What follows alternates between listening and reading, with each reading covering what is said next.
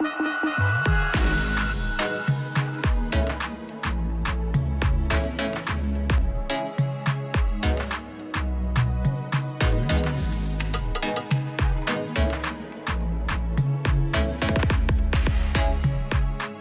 back to another episode of Believe It, Achieve It. I'm your host, June Angelides. Welcome back to season 2 of Believe It, Achieve It. And today I have with me Odunayo Eweniyi, Odun, one of the 12 most powerful women that changed the world in 2020. Odun! Hi, everybody. Thank you for having me. Thank you so much for joining me today. I have been looking forward to our conversation. I mean, you are the epitome of girl power. Like, I feel like, oh my goodness, if I was as cool as you when I was 27, oh my goodness. I can't believe you're 27. I don't think I'm cool at all. So that's very nice to hear. Very, very cool. I mean, so this season is all about powerful female voices. And I think that you absolutely embody that. I mean, how did it feel to be in Vogue, named as one of the 12 most powerful women who changed 2020 alongside Kamala? I mean, come on, tell me, how does it feel? Oh, tell me everything. It was very exciting, I suppose. I love Kamala, like everyone does. So, but I was particularly, I love Kamala, but I was particularly happy to just be on that list along with Stacey Abrams, yes, whose work, like, I love working behind the scenes. Yeah. So I kind of like related to the work that she was doing to kind of like flip the vote. It was insane how long that she had planned that for 5 years. And so, you know, it was amazing to be on the list with all of those women, and I hope to live up to being on that list. You absolutely. It was a bit like premature, but like happy to have this. No, and even that power pose, girl, you gotta teach me that one. I looked at it, I was like, oh, dude, it's fierce. But you know, tell us a little about Feminist Coalition, how that came about, because just seeing how you empower so many, you're the voice of the Nigerian girl, the Nigerian woman, and you know, tell us about how that came about. So honestly, I think that the idea for Femco started in like July 2020, and so Dami and I, that's my co-founder at Wine and Wine and Femco, we have that name as well. Love it. This organization called Wine and Wine, and essentially it's just like it's an event-based organization for women. So we bring young professional women together, like talk about the problems that we face, and you know, find creative, practical solutions, but usually with a glass of wine. Love right? It. And gotta have a glass of wine. Oh, always. And then in December 2019, we had an all-girl party.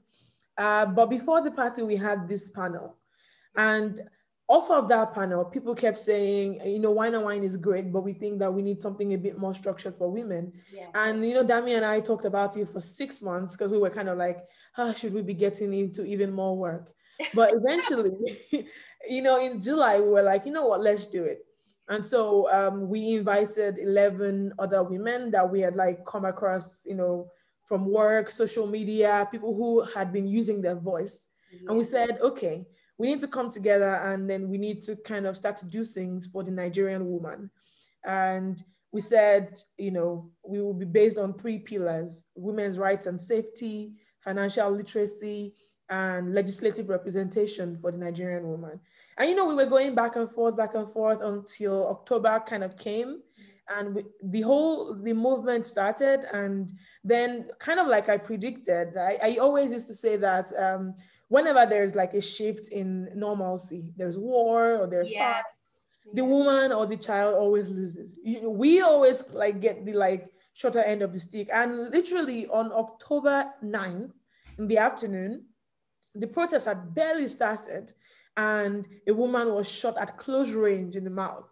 Right. And so I called Dami and I said, look, I know that this is not who we are. Like, we're not like we're not like a political activist movement like that.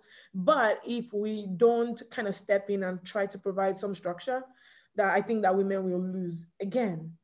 And so we said, okay, how are we going to help? And we decided we can gather funds, make sure that there is food, there is drinks, there is ambulances and medical aid, and there's legal aid for the protest. Because I fundamentally believe that protests are a constitutional right. Yes. And people should have the right to exercise them peacefully. And so our job there was just to make sure that in all of that, whatever like those fundamental needs happen to be, it was available. And that's what FEMCO did in October. I think that you really hit the nail on the head. Women often get the short end of the stick. When I think of COVID and where it comes to the workforce, the women in retail, the women who, they've not been provided, women who are going through, maternal discrimination at the moment. Yeah, there is not a single sector where like we don't come up short.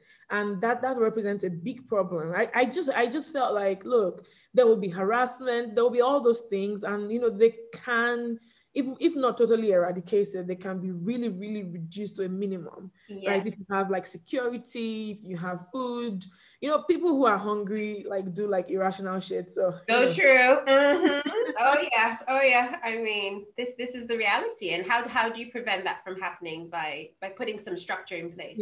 Exactly. So that's what we set out to do. That's what we did for about 15 days. And, so essentially we did that. And now we're like looking to 2021 for our women focused projects. Amazing. Do you see yourself in politics? No, absolutely not. I promise my mom, we don't do that. You don't touch politics. My mom will kill me. She's like, no, you will not. I'm like, I promise. Oh, it's so scary. And I think this is the challenge. You see, women who could be absolutely phenomenal in power, and the structure just does not allow it. It doesn't, honestly, it doesn't. I don't think, and I think that I like value-driven structures. Yes. Ones where I don't have to go into a place hiding the things I want to say or hiding the things I believe in. And I don't believe that fundamentally politics as is allows you to do that. So, you have to go in compromising X or Y. And I've largely lived life as myself. I'd like to continue. So, I know. But I can't wait for the day we get a female president in Nigeria. I think that would be absolutely incredible to see. And I'm really hoping that it happens. It would be like a really huge turnaround. If we saw it, it would be like probably the biggest upset in the history of the entire. I know. But you know what? We have to keep dreaming and believing that it's possible, because for me, I think that would we would finally start seeing some change. I hope so. I really love Nigeria, so I really hope that we can even just get to a better place. Yeah. Right? It's not like I'm saying women are better. I just don't want it to be a surprise every time. But we are, June. We should say it. I have no problem saying that. We are. Honestly, yeah, you're not wrong. We are. We are. And for those in the audience who may not know about Piggyvest, tell us a little bit about it and how you came up with the idea for what is now a 2 million customer base that you have, which I think is phenomenal. Yeah, I'm very happy about that number too. It's powerful. I love it. Say it again, 2 million. So I think that Piggyvest we started in 2016, myself and my two co-founders, and it was essentially we were on Twitter. I spent quite a bit of time on Twitter, and a tweet had gone viral where this lady had broken an actual wooden box where for the entire year, that's in December 31st, 2015, she had saved 1,000 naira. For context, I think 1,000 naira is £1.60 or something. And so she'd saved it every day for a year. And so she broke it and had 365,000 naira. Oh my God. And, it was very interesting because the photo just kept flying around. And I was just there like, oh yeah, this is very interesting. And then my co-founder, his name is Josh, brought the tweet to our group chat and said he thinks that there's a way to make this digital, and that he thinks there's something here.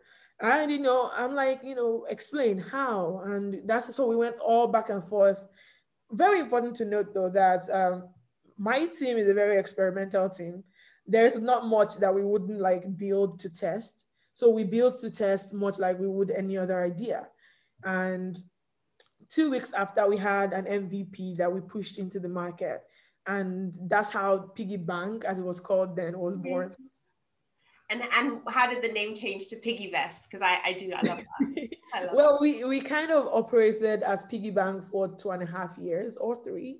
Because in 2018, we realized that we'd been doing micro savings for about 3 years then. And what people started to ask us was, you know, I've been saving on your platform. How can I invest? I don't want to remove the money and take it somewhere else. Yeah. Especially they were asking us, widen your reach. And one of the things that's very interesting is that in Nigeria, there's 2 things. One, banks are not allowed to offer investment products. Really? Right? Yeah, it's very, very little known facts. And the second thing, we didn't want to be limited by the name bank, even though we were not really a bank. So looking at that and then looking at where we wanted to take the platform to, we decided maybe it's time to change the name. And then we did, just kind of switched it. You know, we thought it was going to be a big deal for the users, but they didn't care much. They're just like, yeah, okay. Love it. But you are literally redefining an industry and re-educating so many people. I think when it comes to financial literacy, you have the power to really change a generation. You know, I would agree, just based on the fact that this particular idea was a problem that we ourselves had. So building the product was a very interesting process because we had inputs not just as founders, but as the target audience. Yes. Essentially representative of the market out there. And before that, we'd spent about 3 years trying to figure out the millennial market, trying to figure out B2C. So we started projects, started companies, failed. And then all those learnings just kept compounding until we got the idea for Piggyvest, and then we could pour all of that into it. And after 6 months, it became clear that the job of Piggyvest in 2016 was to help evolve the habits of young people as it related to money. So you're absolutely right. And that's not an easy thing to do, changing habits. You know, we're all used to having a bit of cash. There's that spending culture. And I just, I think growing up, we weren't taught about savings. It just wasn't the thing. You know, I say this all the time that the stock market crash, the first one I ever experienced, my dad was always talking to me about stocks, even though I didn't know what it meant. And all of a sudden, it's just all stopped. And now that you can think about it, the stock market did crash and he probably lost it. But so we didn't have the privilege or the opportunity to learn directly from our parents about money and, just the modalities surrounding it. And you kind of you make it up on the fly. So right. True. I mean, so many people probably are just starting to get to grips with crypto, and exactly, it was ignored for so long, and now Elon is doing all sorts of stuff with it, and we're like, okay, what's crypto? What's GameStop? What's all this stuff? What's wrong with it? It's a very interesting time, isn't it? It is, and I actually look forward to sitting down with the kids and telling them about all these asset classes and helping them understand that, it's in their interest to know what it is. We do this, myself and my siblings do this once a week call where I just kind of update them on everything that's going on, because I don't want them to ever kind of be left behind, right? Or play catch up, especially since we're so active in this space now. I might crash that call. I'm going to come in. But there's so much to learn, and you're right, no one should get left behind, because I think that's where we have situations that happened last week where people are not aware of the effects of trading and actual consequences. It's money, and when you're investing, it was kind of a roller coaster. They say capital at risk, but do people really understand that? I don't think so. It's a learning curve. So today, I hint that today is all about power, and you clearly are in a position of power. You have a lot of reach with your audience, not just on Twitter, but around the world. People are watching you. People look to you for direction. How do you think about authentic power? I don't. I think that a very important part of what I try to do is allow everything that I do to come from within, right? My dad, like when he was here, he taught me quite a bit of self-awareness, right? Like a lot of the things that he used to say, because I was quite the odd child, was that you need to know who you are, right, before going out into the world. So right now, people tell me, oh, like, I like when you speak, and those are like great compliments.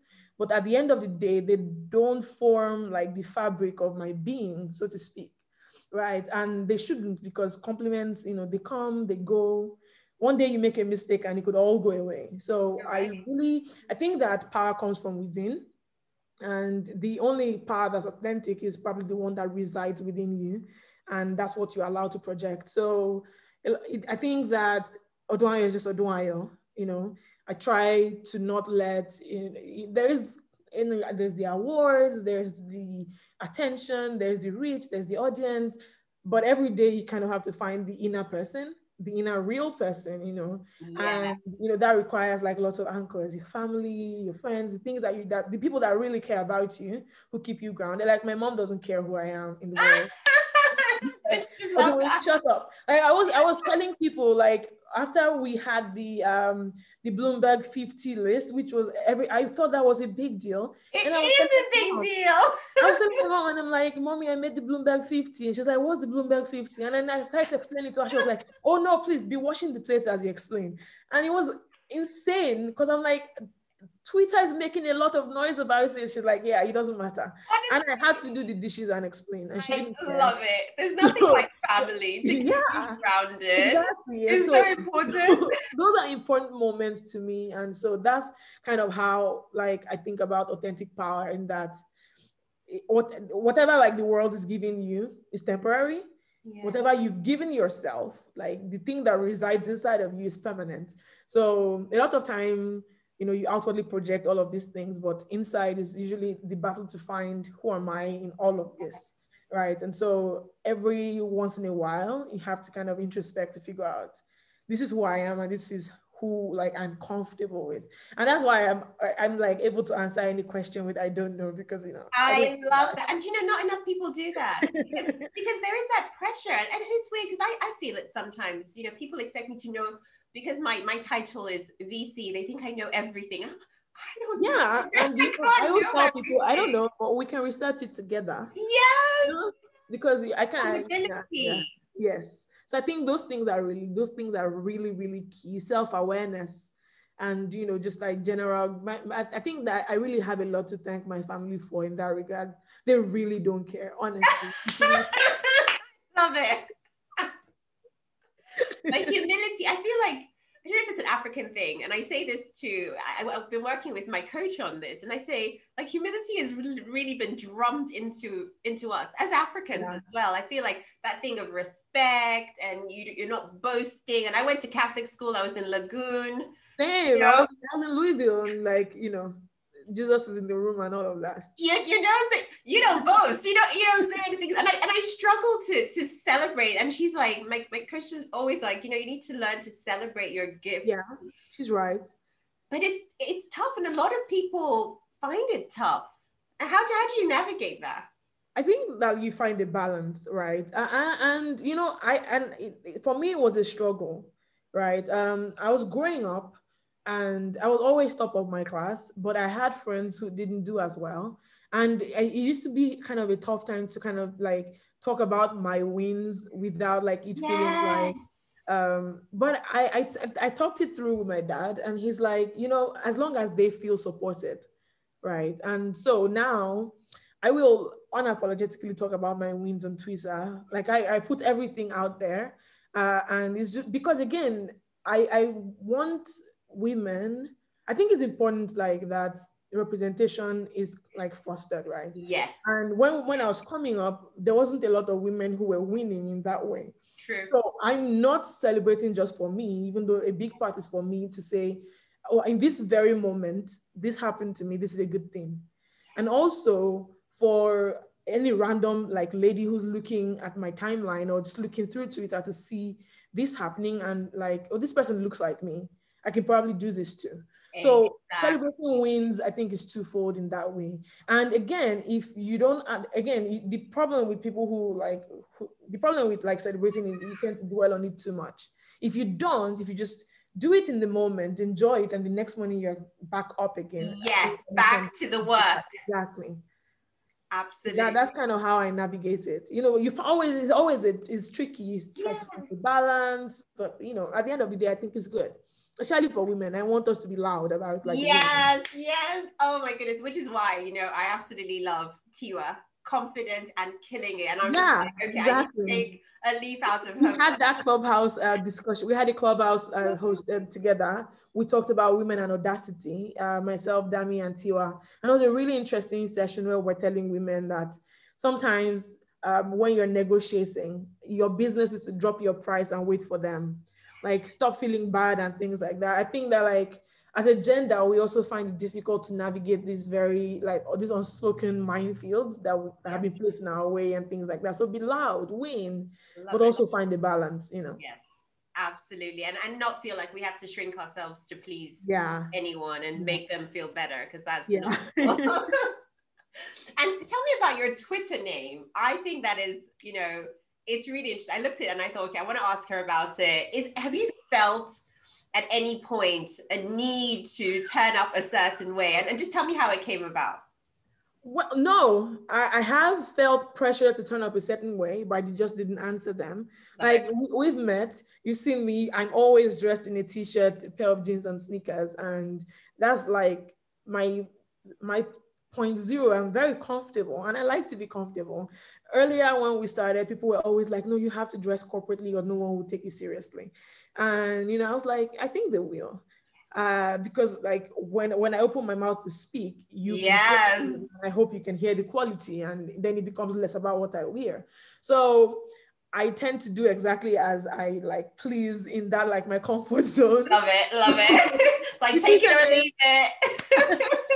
The Twitter name was like, one day people were talking about how men in tech are like one way or the other. And I was contributing because like they're like really cool people, but there's a bunch of them who are, you know, I don't want to swear. So they're just like, some of them are not just as great. Like a lot of them are condescending towards women. Some of them don't think that they think that if you don't code, you can't really be a part of tech.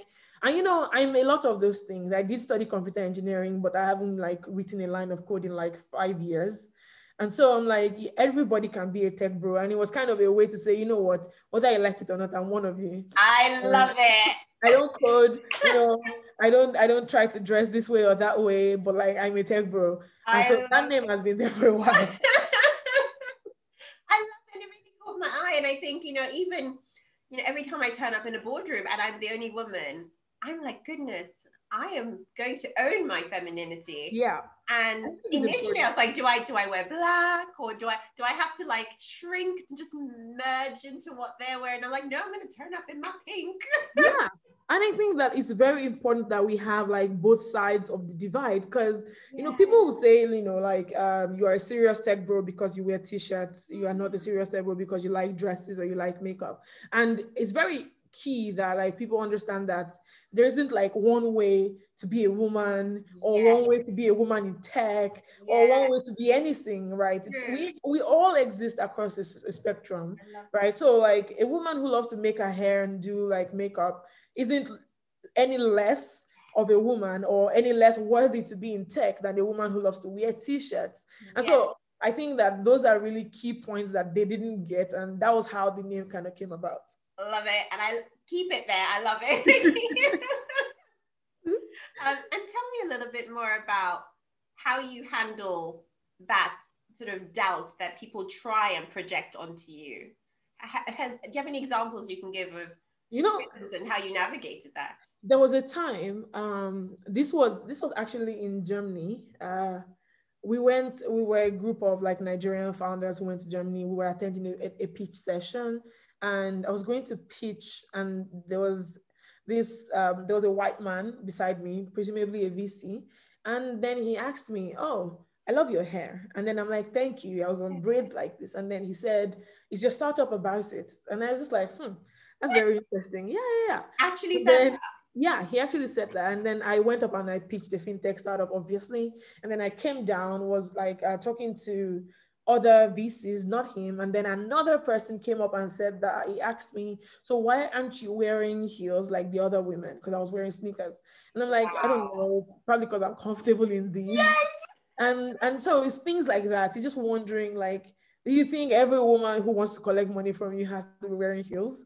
Or Yeah. what part of it is like that interesting to you?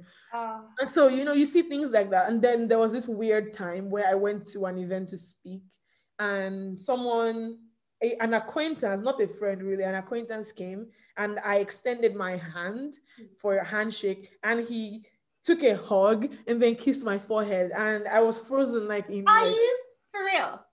Oh yeah, my that was God. like probably one of the most horrifying moments. I didn't even know what to do. And Well, that's the thing. What do you do in that moment? You want to be like, I spoke, I spoke at the event. I went home and then I like addressed it after. Or, there's times when in the early days we would go for meetings, and the people we're meeting with would refuse to address me. And then until it was time for them to ask about us, and then I had to answer the questions. And then they'd be like, well, you should direct the questions to her. And then the guy's like, oh, I apologize. I thought you were the secretary. Oh my goodness. And then first of all, it's like, who has secretaries? Nobody does. I know, right? I know. Like people don't like do that anymore in tech. You would one hope, has secretaries. I hope it's not happening anywhere. Like honestly. Oh my goodness. So it was like all those things. But I thought that like in the end, right, it didn't used to take long to kind of find a reckoning for those kind of people. And I thought it was worth it, right, to kind of see where it all went if it like leads us to this point, right? So all these things, in the grand scheme of things, you can't give them too much attention, yes, right? My dad used to say, aim very high, work very hard, care very deeply. And so in the grand, there's a vision of where you want to go. There's a vision of where you want to be. And those, while really, really horrifying, are distractions, right? And so I don't spend too much time dwelling on what I would tell this person or what I'll tell that person. I prefer, and I also recognize that this might be a privileged thing to say, to just continue to do the work. Some women don't have that like option. And I think I owe it to them to make sure that we get it right. That there is one woman founder among the litany of male founders. That there's something that they can say, oh no, this person did it, so I can do it too. Like she's very ordinary and things like that. I love that one, dude. Oh, that is, I feel like whoever's watching this will absolutely take from that they can do it. Yeah, absolutely. We need more women to do these things, and I'm hoping that in 2021 people will finally get out of the way to kind of allow women move forward, because we deserve it. We've been through so much. Oh my God. Absolutely. And also that thing of there is plenty of space, and this is what I will always say, plenty of space at the table. Yeah.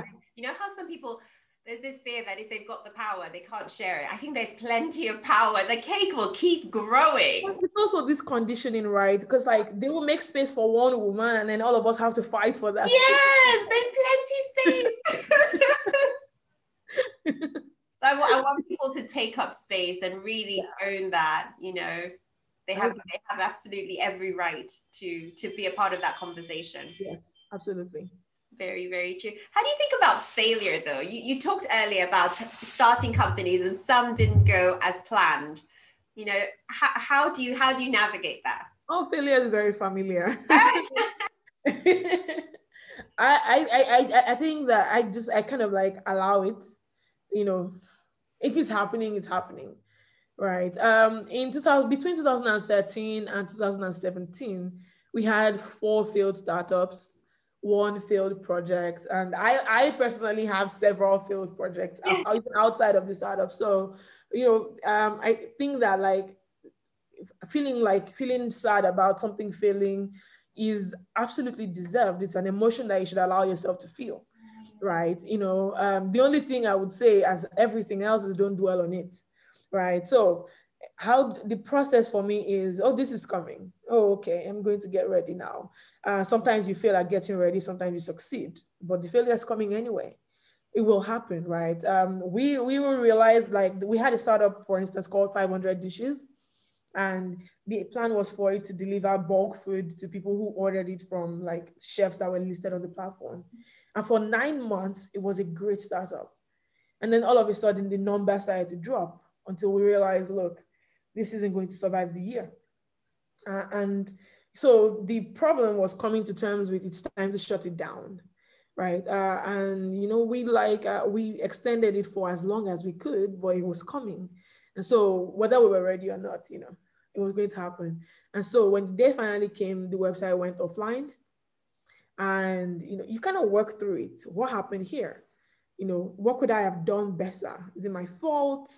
You go through like the stages of grief as it pertains to your company. Yeah. The only thing that's very important, that's very key, is that after all those stages, you absolutely must pick yourself up. That's like the stage that's the hardest and no one tells you. So you move on to the next idea with all of the fears that the previous failure like has instilled in you. You still have to move forward. So, I watched the movie, and in that movie, there was the quote, "Pain demands to be felt." And I think that that's very important when you're going through all of these like downs in your career. Feel it, welcome it, and then use it. So on the ashes of all the failures, you have this like important, really great thing that happens. For us, that was Piggyvest, right? On the back of 500 dishes, 99 staff, and several other ones that will go unnamed. We have this really cool one, right? So I think that everyone who's listening needs to understand that it's mostly temporary, right? Majorly. And what you do with that feeling is kind of a really, really huge determinant of where the next one goes. Oh, I love that. That is perfectly said. Don't give up. Yeah. Carry on, but feel it, because I think that a lot of people think that they need to brush it aside. Actually, it's okay to feel. Yeah, I think you actually need to, because that's how you kind of dissect it inside. This is not just about talking to people about it. This is kind of introspecting and figuring out.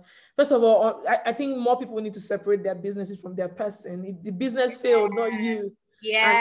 And you can then do the autopsy that way, in a very efficient way. Oh, true. I think there is that challenge as the founder. You get so intertwined in the business. Yep, becomes your identity. Yeah. Love that. Okay, I'm conscious of time, and I want to get some good things out of you as well. How would your friends describe you? And then we're going to go into the quick fire. I think they would describe me as annoying. That would be the first go-to word.